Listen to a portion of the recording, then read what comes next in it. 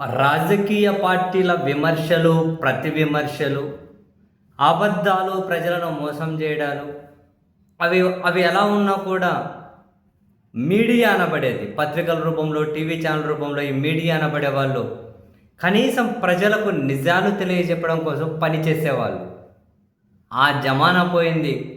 ఇప్పుడు మీడియా ముసుగులో ఉన్నవాళ్ళు, మీడియా అనే దాన్ని ఒక మాస్క్ను తగిలించుకున్న వాళ్ళు, వీళ్ళ ప్రధాన కర్తవ్యం ఏమైపోయింది?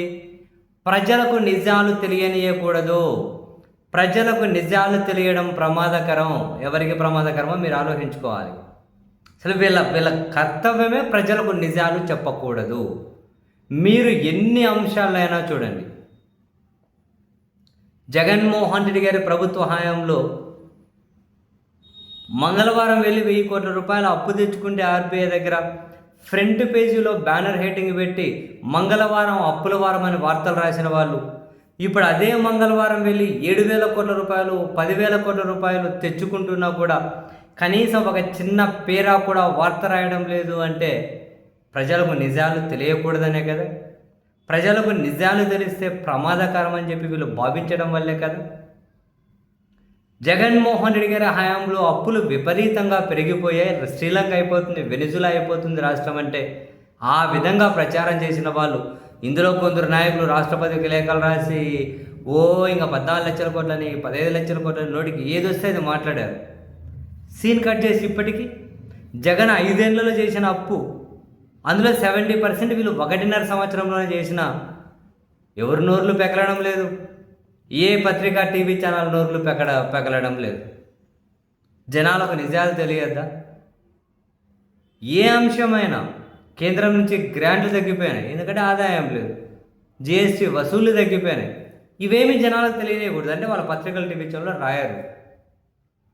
ఇప్పుడు చూడండి, ప్రభుత్వ మెడికల్ కాలేజీలను పీపీపీ అంటూ ప్రైవేట్ యాజమాన్యాలకి తీసుకెళ్లడాన్ని దాన్ని అడ్డదిడ్డంగా సమర్థించుకోవడం కోసం జనాలకి ఇవన్నీ ఏమీ తెలియవులే.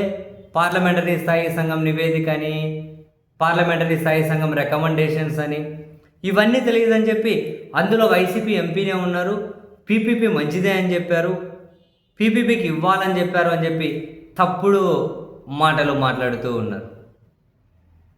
అన్నీ తప్పుడు మాటలే. జనానికి నిజాలే తెలియనియద్దు. వీడు ఏం రాస్తే అదే నిజమని జనం నమ్మాలి. ఈ పనికిమాలలో టీవీ ఛానల్లో కూర్చొని ఏం మాట్లాడితే అదే నిజమని జనాలు దానికే కట్టుబడి ఉండాలి. ఒక్కటంటే ఒక్క విషయంలోనైనా వీళ్ళు జనానికి నిజాలు చెబుతున్నారని ఒక్కటి చూపెట్టండి. జనాలకు నిజాలు చెబుతూ ఉన్నారు అని. నిజం చెప్పాలంటే వీళ్ళని మీడియాలుగా పరిగణించి ప్రభుత్వాలు కూడా వీళ్ళకి ఎలాంటి మద్దతు ఇవ్వకూడదు కూడా. కానీ ఇక్కడ ప్రభుత్వాలు ఎక్కడున్నాయి? ప్రభుత్వం అంటే పార్టీనే. పార్టీ అంటే మనం ఏం నిర్ణయం తీసుకుంటే అదే కావాలి, మనకు వ్యతిరేకంగా ఎవరు ఉండొద్దు, మనకు అనుకూలంగా ఉన్న వాళ్ళే ఉండాలి, వ్యతిరేకంగా ఉంటే వేధించాలి, కేసులు పెట్టాలి, అది చేయాలి. ఈ మనస్తత్వం. ప్రభుత్వాలకు అకౌంటబిలిటీ లేదు, ప్రభుత్వాలకు బాధ్యత లేదు, ప్రభుత్వాలకు పారదర్శకత లేదు. ఈ మీడియా అనేది అసలు వాళ్ళకి ఆ విలువలు లేవు.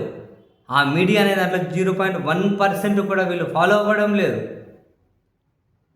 అసలు ప్రజలకు నిజాలు చెప్పడం కోసం పనిచేసే దగ్గర మొదలైనటువంటి మీడియా అనే పదం ఇప్పుడు ప్రజలకు ఎట్టి పరిస్థితుల్లోనూ నిజాలు చెప్పకూడదు, ప్రజలకు నిజాలు చెప్పాలి అన్న దగ్గర స్టార్ట్ అయింది మీడియా అనే పదం. ఇప్పుడు ఎట్టి పరిస్థితుల్లోనూ ప్రజలకు నిజాలు చెప్పకూడదు. మద్యపానం, ధూమపానం ఆరోగ్యానికి హానికరం. ప్రజలకు నిజాలు చెప్పడం మన జేబుకి హానికరం. ప్రజలకు నిజాలే చెప్పడం మన జేబులకు హానికరం. మన జేబుల్లోకి రాకుండా వచ్చేది రాకుండా పోతుంది. మనకు, మన కుటుంబానికో మనకు వచ్చే ఆర్థిక ప్రయోజనాలు పోతాయి. మన కులపోళ్ళ అధికారం ఉండడం, మన కులపోళ్ళకు డబ్బులు రావడమో పోతుంది. ఇంతవరకు ఆ కులం ఉంటే మళ్ళీ అందరికీ లేక కొందరికి. ప్రజలకు నిజాలు చెప్పడం అత్యంత విషపూరితం అని చెప్పి వీళ్ళు రోజు నాకు తెలిసి అన్న వీళ్ళ ఫోన్ల మీద వాల్పేపర్ మీద ఏమైనా పెట్టుకొని ఉంటారేమో కానీ ఒక్క నిజం చెప్పట్లే. అన్నీ అబద్ధాలే. బాబోయే మీకు దండం రా స్వామి నిజంగా.